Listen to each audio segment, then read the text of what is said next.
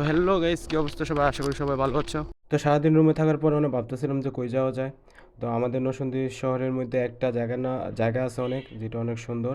ওইটা হইতেছে গিয়ে চিনিসপুর। মানে এই চিনিসপুর যাইতে গেলে তো আমাদের এই ঢাকা বাস স্ট্যান্ড ক্রস করে যাইতে হইবে। এটা আমার বাসার পাশেই ঢাকা বাস স্ট্যান্ড। আর এইদিকে অলওয়েজ ইভেন ভিড় থাকে না, কিন্তু আজকে অনেক ভিড়। আর এটা হইতেছে গিয়ে ভৈরব বাজার। আর এনে ভৈরবের যত গাড়ি আছে এই জায়গা থেকে পাওয়া যায়। আর এই রাস্তাটা হইতেছে চিনিসপুরের রাস্তা। এটা সবসময় এরকম থাকে, মানুষ কম থাকে এইদিকে, গাছপালা বেশি। মাঝে মাঝে আমি হাঁটতে বেরোলে এইদিকে এসে পড়ি। এটার পাশে হইতেছে গিয়ে পোলাপাইনে খেলাধুলার মাঠ। এনে পিচ্ছেরা সকালবেলা বিকালবেলা সবসময় খেলাধুলা করে। এই রাস্তাগুলো অনেকটা স্মৃতি বহন করে। আমি যখন ছোট ছিলাম অনেক ফ্রেন্ড সার্কেল নিয়ে এই দিক দিয়ে ঘোরাফেরা করতাম।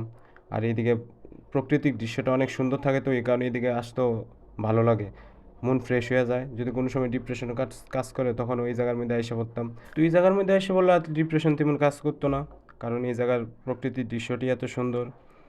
সব কিছু আছে এই জায়গার মধ্যে, গাছপালা আছে, রেল লাইন আছে। এরই পাশে আবার পুকুরও আছে, যে জায়গায় মাছ চাষ করা হয়। একটা সময় এরকমও গেছে যে স্কুল ফাঁকি দিয়ে সেই রেল লাইন ধরে অনেক দূর পর্যন্ত হাইটে হাইটে গেছে। আর এই দিকটা শীতের সময় খেজুরের রস পাওয়া যায়, কারণ গ্রাম এলাকার সাইডে পড়ছে তো এই কারণে।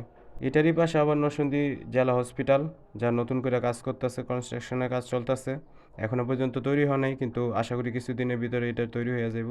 অনেকক্ষণ হাঁটাহাঁটি করার পর টায়ার্ড হয়ে গেলে এই জায়গায় এসে বসে থাকতাম। আর এটা হইতেছে একটা নদী, কিন্তু এখন নদীটা পানি নাই। এটা এখন কচুর পানা দিয়ে ভরাট হয়ে গেছে। এই জায়গার মধ্যে বসে অনেক আড্ডা দিতাম। আর সামনে হইতেছে গিয়ে পুকুর, ছোটো ছোটো, এগুলোর মধ্যে মাছ চাষ করা হয়। আর এটার পাশে হইতেছে গিয়ে ধান ক্ষেত, এগুলোর মধ্যে অনেক ধান চাষ করা হয়।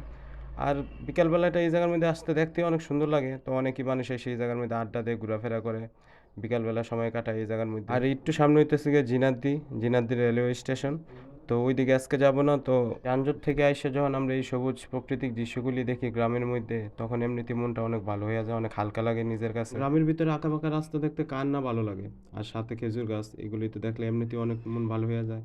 তো আমি প্রতিদিনই এইদিকে আসি, মাঝে মধ্যে নিজের সাথে এসে সময় কাটাই। এদিকে ঘোরাঘুরি করতে করতে সন্ধ্যা হয়ে গেছে, আবার পেটে অনেক ক্ষুধা লাগছে। এই কারণে আবার ব্যাক করে আয়া বসে হালিম খাওয়ার লাগে, অনেক ক্ষুধা লাগছে, হালিম আর নান খাম। এই জায়গাটা হইতেছে নরসিংদী জেলা স্টেডিয়ামের পাশেই। তো এই জায়গার হালিমটা অনেক বিখ্যাত, এটা অনেক মজা সুস্বাদু। তোমরা যদি কোনো সময় আসো তাহলে এই হালিমটা এসে ট্রাই করতে পারো।